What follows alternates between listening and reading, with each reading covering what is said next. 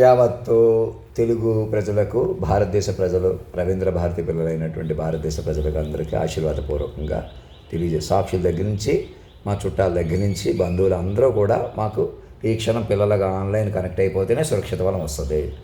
ఇవన్నీ ఎప్పటి నుంచో చేస్తున్నా, అసలు కలియుగమే అంతం చేస్తూ వచ్చిన పరిణామం. ఒక్కళ్ళ కొద్దో, ఇద్దరు కొద్దో, మనుషుల కొద్దో కలుపుకుందాం, మనుషుల కొద్ది విడగొడదాం అనే దరిద్రం, అనే అజ్ఞానం వదిలేస్తే మీకు తెలుస్తుంది అన్నమాట. తప్పకుండా అందరూ నాకు కలపండి. చచ్చిపోయిన వాళ్ళని కూడా లిస్ట్ కట్టేసి అధినాయక దర్బార్ కలిపేసేయండి. మా వల్ల డిస్టర్బ్ అయిన, నన్ను పట్టుకోకుండా డిస్టర్బ్ చేసిన వాళ్ళని కూడా వాళ్ళకి ఎక్కువ ప్రాధాన్యత రావాలన్నమాట. వాళ్ళు మీ ఇంటి పేర్లు, కులం పేర్లు వాళ్ళ కాళ్ళ మీద పెట్టేసి అలా కలుపుకోండి. అంతేగాని నన్ను మనిషిగా కలుపుకుందాం, మనుషులుగా నిర్ణయిద్దాం, మనుషుల కొద్దీ తమాషా చేద్దాం, ఎవరినో నేను బంధం కలుపుకోవడం వల్ల ఏ బంధాలు నిలవయ్యి మళ్ళీ మృతంలో ఉండిపోతాం, శ్మశానంలో ఉండిపోతాం అందరం కూడా. మహా వెలుగుతున్న వాళ్ళు, సంజాస బ్రాహ్మణ్స్, ఇంకా మేము చాలా గొప్పవాళ్ళం, ఇంకా ఎక్కడో పెద్దవాళ్ళు ఎవరు ఉన్నారు, మహాయోగులు ఎవరూ లేరు. కాలాన్ని శాసించిన వాక్విశ్వము, ప్రకృతి పురుషుల కంటే పెద్దవారు ఎవరు ఉండరు. ఎవరు ఉంటే వాళ్ళకి సహకరిస్తారు. మీరందరూ ముందుకు వస్తే తెలుస్తాయి. ఇంకా నాకు ఎక్కడి నుంచి వస్తున్నాయి అవి?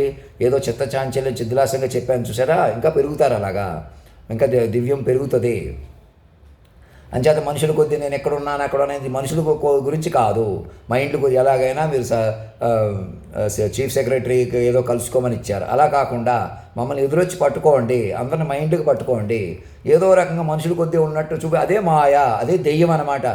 దౌర్జన్యాలు, మోసాలు చేయించడమే కాకుండా మళ్ళీ వాటి మీద ఆధారపడటం అనమాట. ఎవరెవరు రెచ్చగొడుతున్నారు ఇప్పటికే తెలుసుకోండి. మీ ఇంటి పేర్లు, కులం పేర్లు వాళ్ళ ముందు వాళ్ళ కాళ్ళ పెట్టేసినంత పని చేసి వాళ్ళు సంతోషిస్తారు. అది కూడా వాళ్ళని కలుపుకోవడం కోసం. ఇంకా రెచ్చగొడదాం, మనుషుల కొద్దీ తమాషా చేద్దాం, మనుషుల కొద్దీ ఉందాం.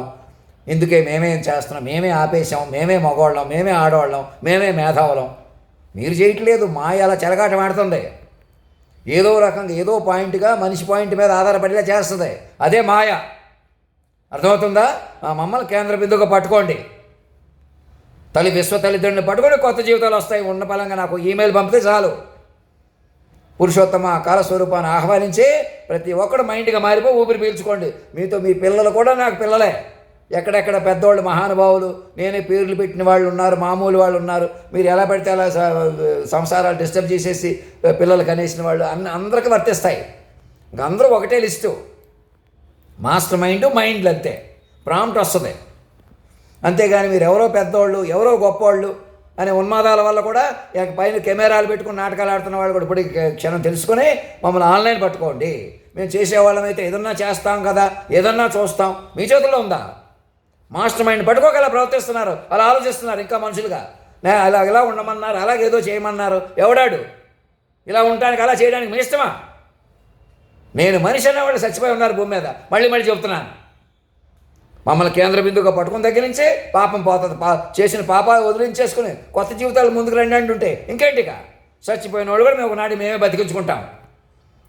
మేము ఆడిమే పెట్టి, ఈడిమే పెట్టి, ఏదో కోర్టులు, ఏదో శిక్షలు బతికించాలిక. అధినాయక దర్బార్ సరెండర్ అయిపోయి కొత్త జీవితాలు ప్రారంభించండి. ధర్మం రక్షతి రక్షత, సత్యమేవ జయతే.